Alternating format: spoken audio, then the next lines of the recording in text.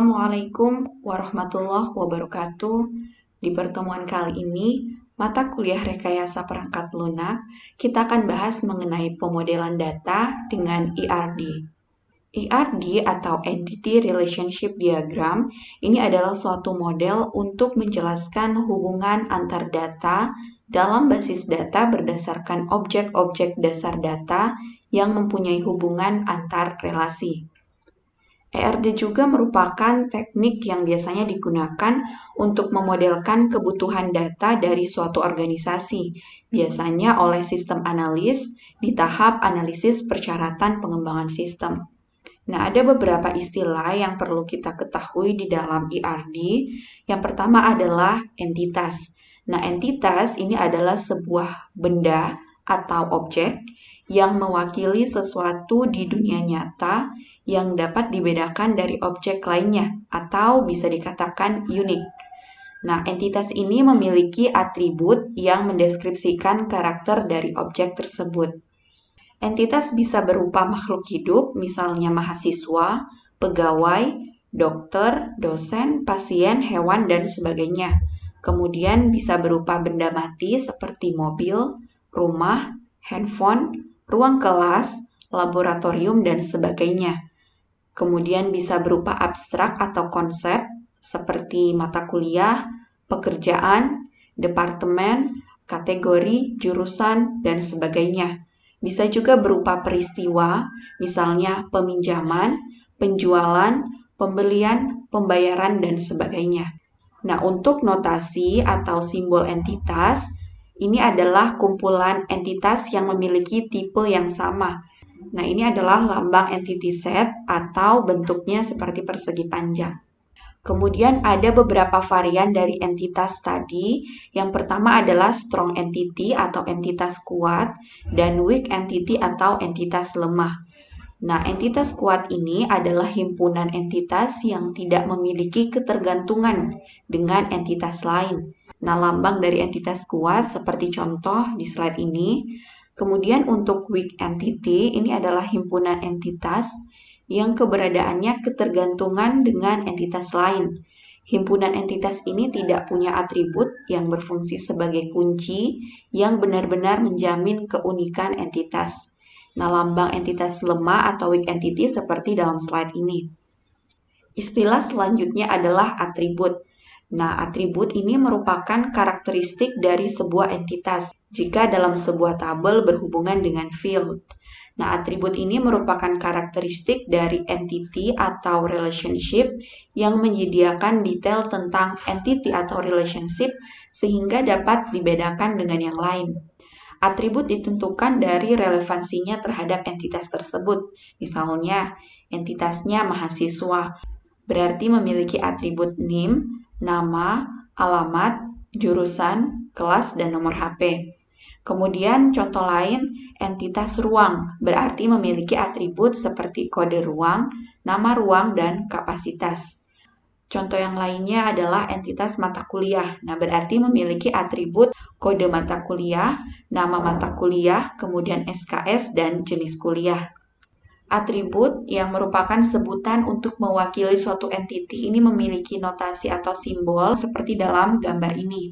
Kemudian ada beberapa varian dari atribut, yaitu simple attribute dan composite attribute, kemudian single valued attribute dan multi valued attribute, kemudian mandatory attribute, kemudian derived attribute atau atribut turunan, dan key attribute atau atribut kunci.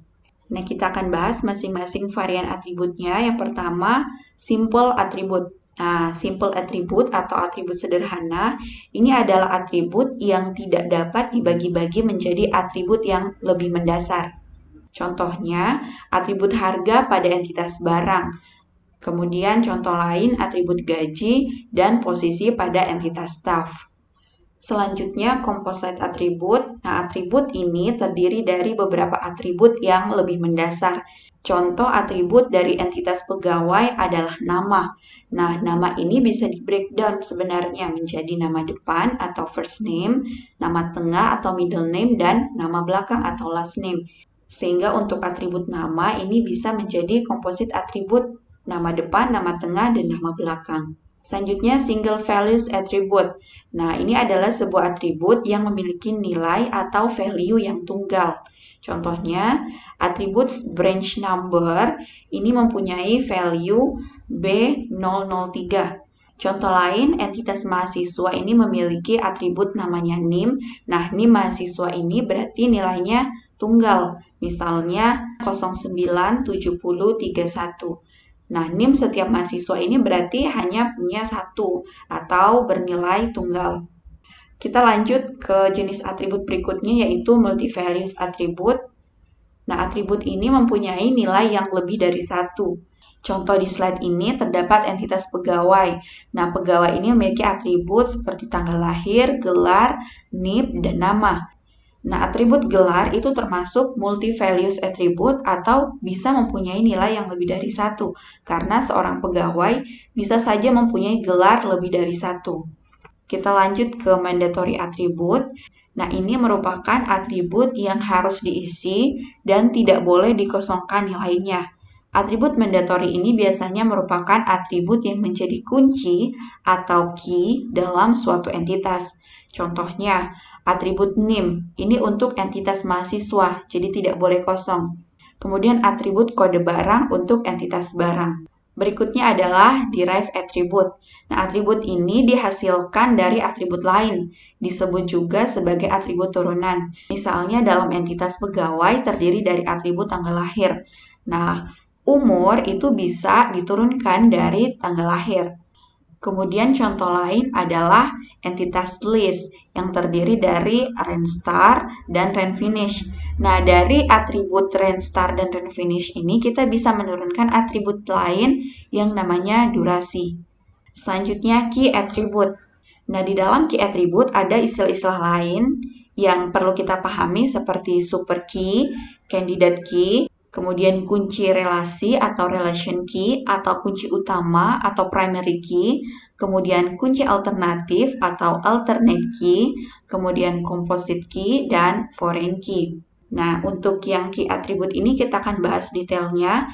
Nah, yang pertama adalah super key. Super key ini merupakan satu atau lebih atribut atau kumpulan atribut yang dapat membedakan setiap baris data dalam tabel secara unik. Misalnya terdapat tabel yang terdiri dari NIM, nama, alamat, dan jurusan. Nah, dari tabel ini kita bisa lihat bahwa yang menjadi super key adalah atribut NIM. Atribut NIM dan nama, atribut NIM dan alamat, atribut NIM dan jurusan. Nah, atribut yang tidak dapat menjadi super key adalah alamat, nama, dan jurusan. Nah, selanjutnya adalah candidate key. Ini merupakan kumpulan atribut minimal yang membedakan setiap baris data dalam tabel secara unik. Untuk menjadi candidate key, suatu atribut harus memenuhi syarat seperti untuk satu nilai hanya mengidentifikasikan satu baris dalam satu relasi atau artinya unik, kemudian tidak memiliki subset yang juga merupakan kunci relasi, kemudian tidak dapat bernilai nol. Nah, secara ringkas kita bisa katakan bahwa candidate key ini adalah super key yang paling sedikit jumlah atributnya. Dari contoh tabel mahasiswa yang tadi, maka yang termasuk dalam candidate key adalah atribut NIM. Nah, selanjutnya adalah primary key. Nilai dari kunci relasi harus mengidentifikasikan sebuah baris yang unik di dalam sebuah relasi. Kunci relasi dapat terdiri dari satu atau lebih atribut relasi. Agar bisa menjadi kunci utama atau primary key, maka sebuah atribut harus memenuhi syarat sebagai candidate key. Nah, seperti contoh di tabel mahasiswa tadi, maka yang bisa menjadi kunci utama atau primary key adalah atribut NIM, sehingga bisa disimpulkan bahwa NIM adalah kunci dari relasi. Selanjutnya adalah alternate key.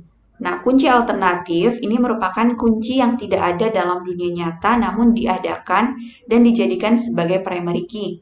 Kunci alternatif ini dibuat ketika tidak ada satupun atribut dalam sebuah relasi yang bisa mewakili relasi tersebut, atau ada yang dapat menjadi candidate key tetapi tidak cukup efektif untuk menjadi primary key. Contohnya di tabel hobi terdapat nama dan keterangan. Nah, kandidat key untuk tabel hobi itu adalah nama. Tapi agar lebih efektif, kita perlu menambahkan yang namanya kode hobi.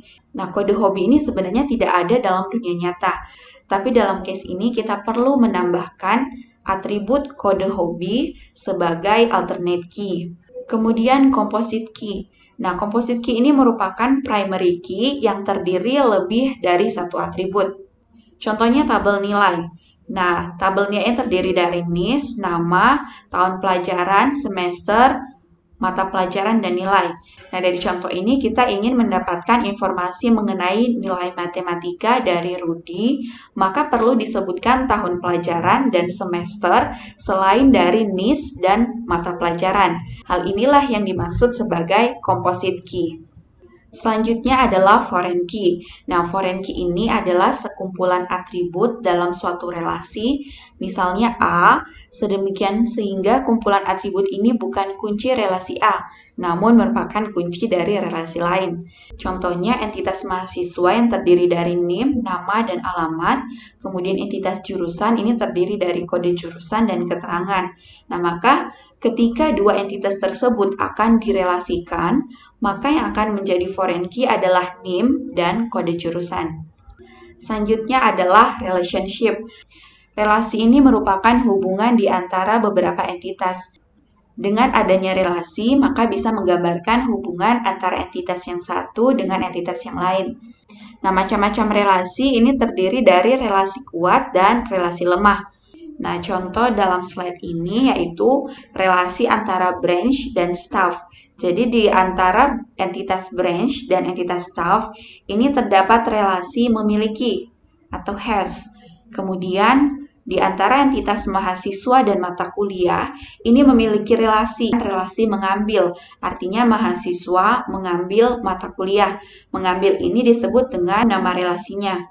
Nah, di dalam relasi ini terdiri dari relationship degree. Artinya adalah jumlah entitas yang berpartisipasi dalam suatu relationship.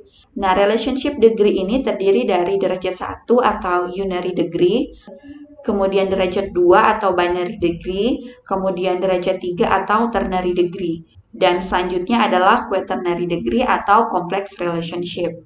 Nah, untuk unary degree ini jika dalam sebuah relasi terdapat satu buah entitas yang berpartisipasi. Contohnya seperti dalam slide ini, terdapat relasi supervisor. Nah, di dalam relasi ini terdapat satu buah entitas yang berpartisipasi yaitu employee. Selanjutnya untuk binary degree ini jika dalam sebuah relasi terdapat dua buah entitas yang berpartisipasi. Jadi contohnya di dalam relasi kerja ini terdapat dua buah entitas yaitu pegawai dan departemen. Selanjutnya ternary degree, jadi jika dalam sebuah relasi ini terdapat tiga buah entitas yang berpartisipasi. Misalnya di dalam relasi kerja ini terdapat entitas pegawai, kota, dan proyek. Selanjutnya untuk quaternary degree, ini jika dalam sebuah relasi terdapat 4 buah entitas yang berpartisipasi.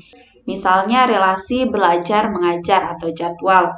Ini terdiri dari entitas yang saling berkaitan, yaitu ruang, dosen, mahasiswa, dan mata kuliah. Selanjutnya cardinality atau kardinalitas.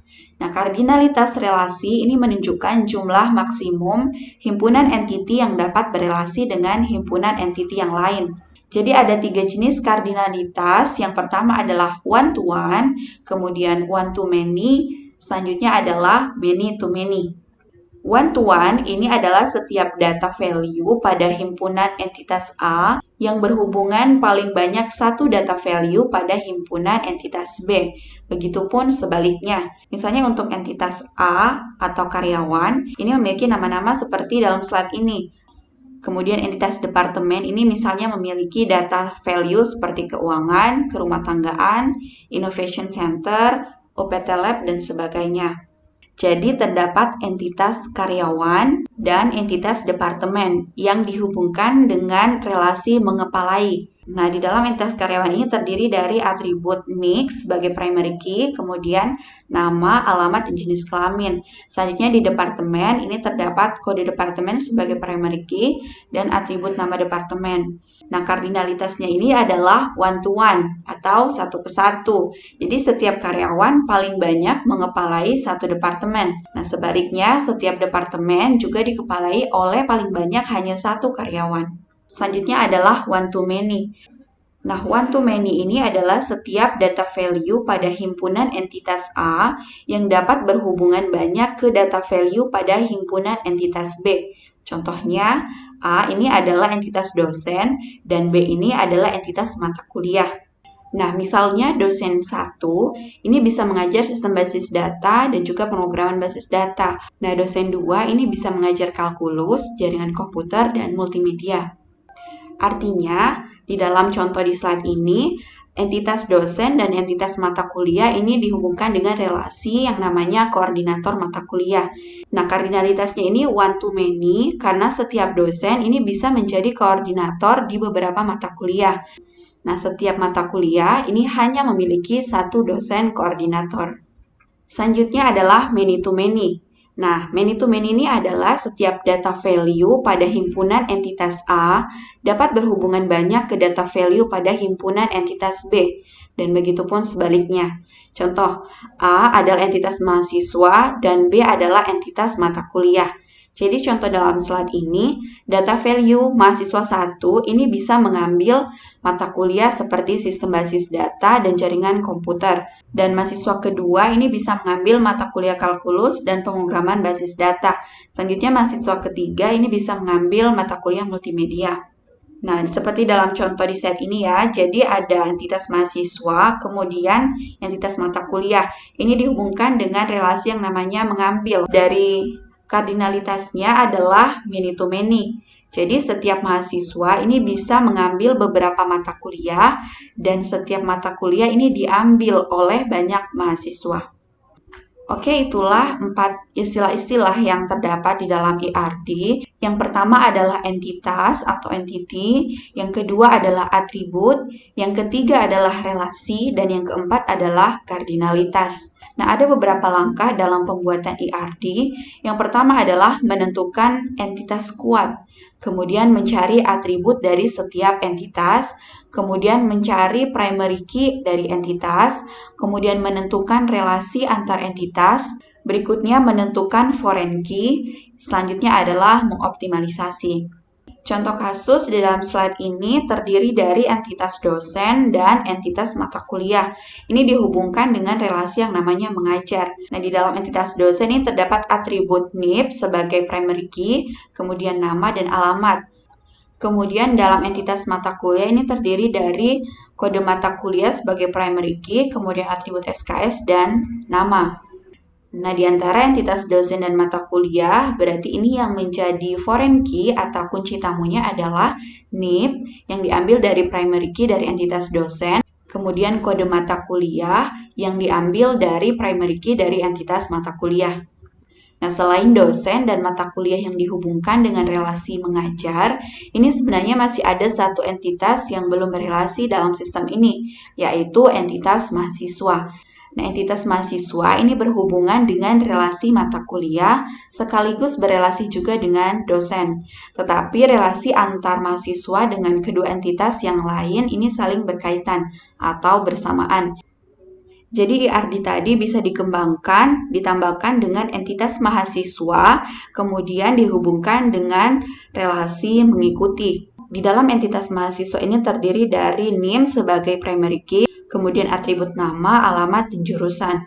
Nah, selanjutnya relasi yang menghubungkannya itu berarti terdapat foreign key yang diambil dari entitas dosen, mata kuliah, dan mahasiswa, yaitu NIP, kode mata kuliah, dan NIM. Selanjutnya, kita perlu menentukan derajat atau kardinalitas relasi untuk setiap himpunan relasi. Selanjutnya, untuk kardinalitasnya bisa kita lihat seperti dalam slide ini. Jadi, untuk kardinalitasnya antara dosen dan mata kuliah ini adalah many to many, kemudian mahasiswa dan mengajar ini juga many to many. Selanjutnya, di dalam pembuatan IRD, ini juga perlu melakukan optimasi. Nah, tujuan optimasi ini adalah untuk meningkatkan efisiensi dan kinerja. Artinya, di tahapan ini adalah pemberian kode atau kunci alternatif, kemudian penambahan entitas lemah. Kemudian tujuan lain adalah fleksibilitas. Artinya fleksibel, bisa jadi ada penambahan atribut, kemudian pemilihan domain atribut yang lebih luas, generalisasi, kemudian perubahan struktur entitas dari yang berbasis kolom ke yang berbasis baris. Di dalam slide ini berarti ada tambahan untuk entitas lain seperti jurusan yang dihubungkan dengan mahasiswa. Berarti mahasiswa memiliki jurusan. Nah, ini kardinalitasnya one to many.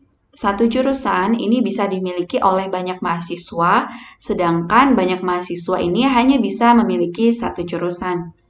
Selanjutnya, untuk implementasi IRD ini dilakukan dengan cara pertama menggambarkan IRD yang sudah jadi, ini secara konseptual, kemudian akan membentuk secara fisik melalui tabel-tabel. Artinya di tahap implementasi ini, IRD itu adalah sebagai basis data, kemudian entity atau entitas ini sebagai tabel-tabel atau file-file data, sedangkan atribut itu adalah field. Dalam transformasi dasarnya, setiap himpunan entitas ini akan diimplementasikan sebagai sebuah tabel. Kemudian relasi dengan derajat one-to-one yang menghubungkan dua buah himpunan entitas akan direpresentasikan dalam bentuk penambahan atribut-atribut relasi ke salah satu tabel yang mewakili kedua himpunan entitas. Selanjutnya, relasi dengan derajat one-to-many yang menghubungkan dua buah himpunan entitas juga akan direpresentasikan dalam bentuk pencantuman atau pemberian atribut key dari himpunan entitas pertama yang berderajat 1 ke himpunan kedua yang berderajat banyak. Selanjutnya, relasi dengan derajat many-to-many yang menghubungkan dua himpunan entitas akan diwujudkan dalam bentuk tabel khusus yang memiliki field, tepatnya foreign key yang berasal dari key kedua himpunan entitas yang dihubungkan.